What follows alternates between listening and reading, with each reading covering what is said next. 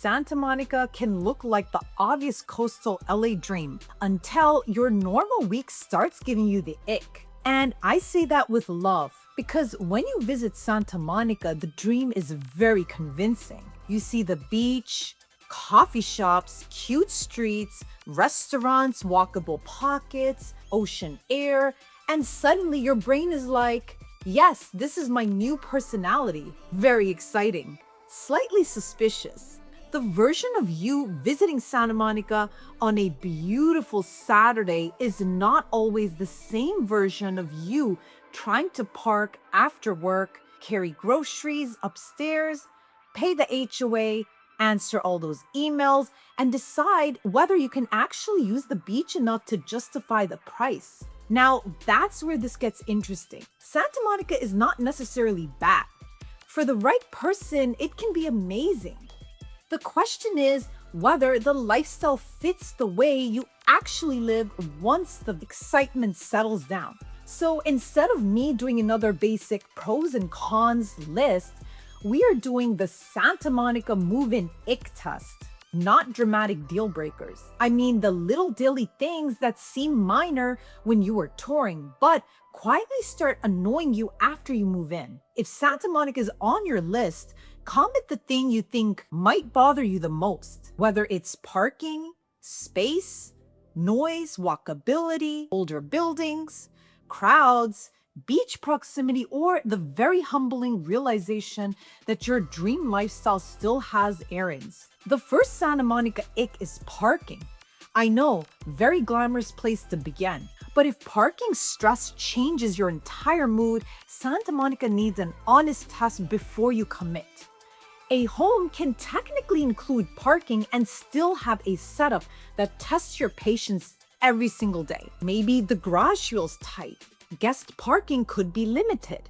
Street parking may depend heavily on the pocket and the time of day. A space might work on paper, yet somehow make you emotionally prepared before pulling in. And some people can live with that and barely think about it. Other people have one bad parking moment and suddenly everyone in the household is involved. Please know which one you are. The comfort is that parking is not something you have to guess about.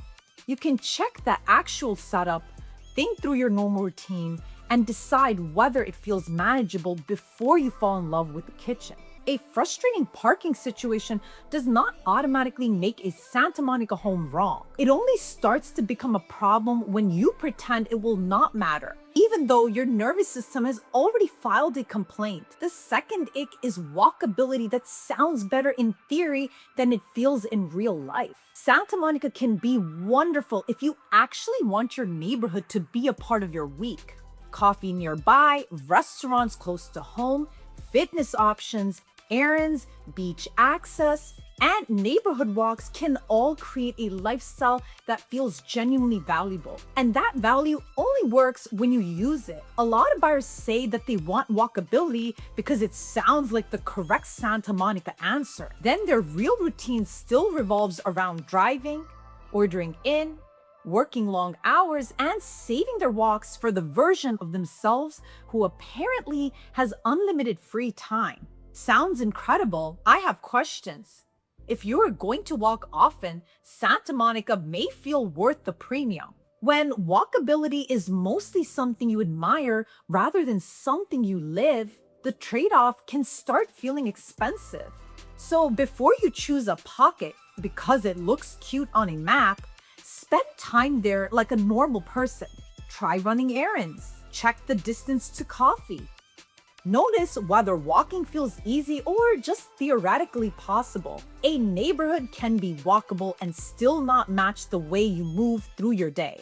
That's the point of this test. The third ick is beach proximity that does not actually carry your lifestyle. Everyone likes the beach. That's not controversial. The better question is whether being close to the beach meaningfully changes your week. For some buyers, the answer is absolutely yes. They walk by the water, meet friends nearby, use the beach path, work out outside, or feel better simply being close to the coast. When that's your actual life, Santa Monica can make a lot more sense. Another buyer may love knowing that the beach is there, but only use it when guests visit or when the weather, the schedule, parking, outfit, and emotional availability all align perfectly. And no judgment there. That person may still love Santa Monica.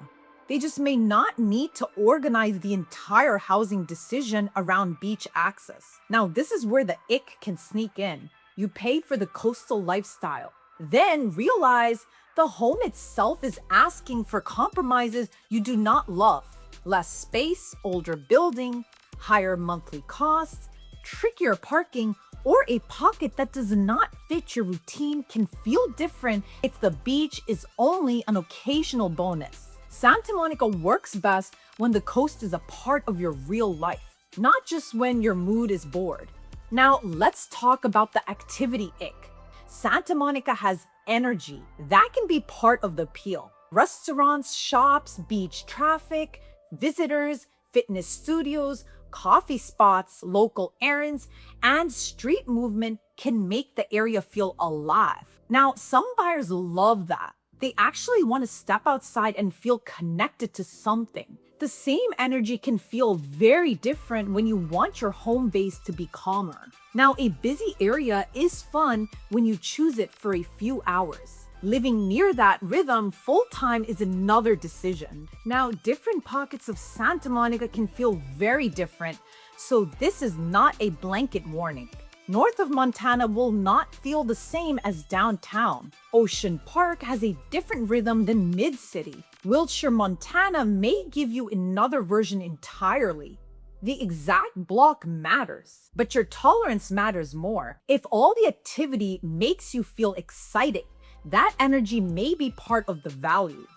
When busier surroundings drain you, choose your Santa Monica pocket very carefully. You may definitely still belong here. You just might not need the quieter version. Around this point, ask yourself one honest thing. Do you want Santa Monica to feel active around you? Or do you want to enjoy the area and then retreat somewhere softer? Comment your answer because that one preference can change the entire search. Now, the next ick is older building reality. Santa Monica has a lot of charm, and charm can be lovely. It can also come with quirks.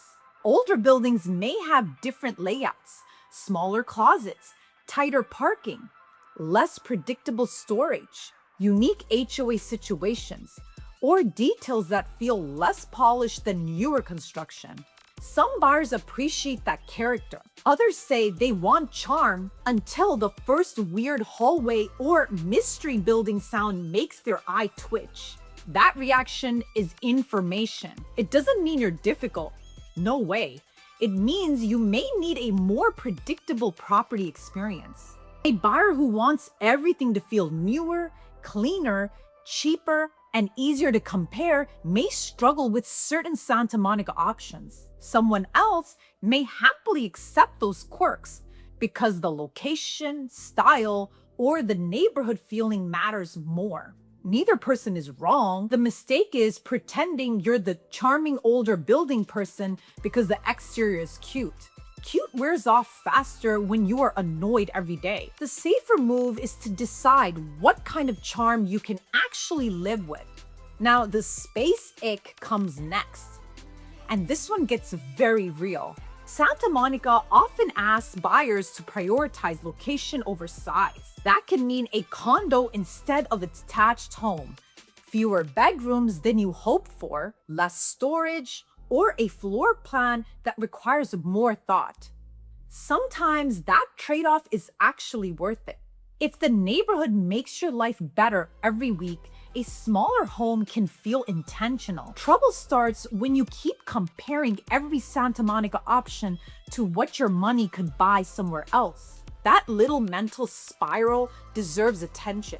You may not actually be rejecting Santa Monica. Your search might be telling you that space matters more than you want to admit. A compact home can work beautifully when the layout is smart and the location gives you something meaningful in return. On the other hand, a home that constantly feels too tight can make the Santa Monica premium harder to appreciate. Be honest about the kind of space you need to function well, not the fantasy minimalist version of you. The real one with laundry, packages, extra chargers, random closet items, and at least one drawer that has no clear purpose. The pocket mismatch ick is one of the biggest Santa Monica issues. A lot of buyers say, I want Santa Monica, as if that is specific enough. It's actually not.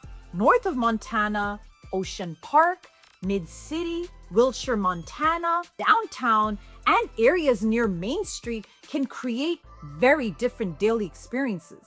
One pocket may feel more residential. Another could feel more active. Some locations give you better beach access. A different area might make errands or commuting feel easier. The Santa Monica name gets you into the category, but the pocket determines your life. This is where buyers can get frustrated.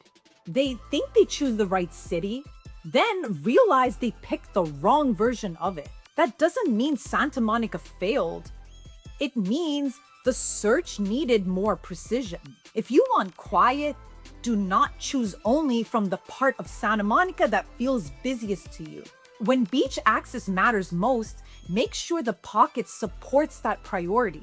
A buyer who wants walkability should test the exact streets they would use, not just assume the whole city delivers the same routine. And no, Santa Monica is not just one experience. Your pocket has to match your personality. Now, the relocation ick is also worth naming. When you're moving to Los Angeles from another city, Santa Monica can feel like the safe answer because it is recognizable. People have heard of it.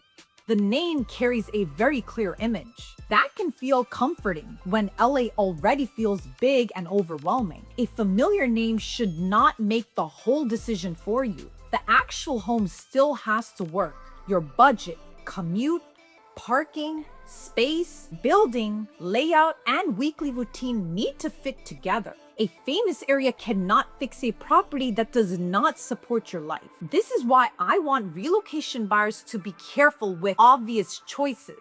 Santa Monica may be perfect for you. It may also be the first place you recognize before learning which westside area actually fits better. Those are different things. The goal is not to pick the neighborhood that sounds best far away. You want the place that still makes sense after you understand the trade-offs up close. The final ick is expecting Santa Monica to turn you into a completely different person. Now, this one is personal for almost everyone. A neighborhood can support the life you want. It cannot do the entire transformation on your behalf. Living near walkable streets may encourage you to go out more. Beach access can make outdoor time easier. Restaurants close to home might help you say yes to plans. All that can be real. Still, if the whole purchase depends on you becoming a new version of yourself after moving, pause. The imaginary version of you is very persuasive. You walk everywhere, use every amenity, never struggle with parking, keep a perfect home, and apparently meal prep. Love that for you. I just would not let you pick the property alone. Choose a home that supports who you are now and the realistic version of who you are becoming. That's the balance. Santa Monica should make your life feel better, not require a full personality transplant. So, how do you know if a Santa Monica ick is a deal breaker? Start by asking whether the issue would touch your life often. A small inconvenience that happens once in a while may be worth the trade-off. Something you deal with every single day deserves more respect. Parking, storage, noise, layout, activity level, and monthly costs tend to matter because they repeat. Repeated annoyance becomes part of the home. That's why these details are not pretty. They are clues. A good Santa Monica decision is not about finding a perfect property with zero compromises.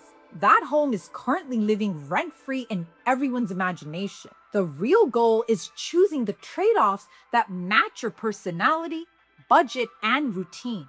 If you love the beach, use the neighborhood, enjoy the energy, and feel good about the pocket and property, Santa Monica can be incredible. When the lifestyle looks better than it actually feels for you, another West Side area might deserve a serious look. Now, that's not settling. It's choosing honestly. Your Santa Monica ick is not a flaw. It's a warning label your future self is kindly trying to send you early. Listen to it before the moving truck is involved. If you're trying to figure out whether Santa Monica actually fits your lifestyle, reach out and we can talk through the pocket, property type, and trade-offs that make the most sense for your move. Subscribe if you want more honest Los Angeles real estate guidance that helps you choose with confidence. And comment your biggest Santa Monica ick, because I promise someone else is about to feel very seen.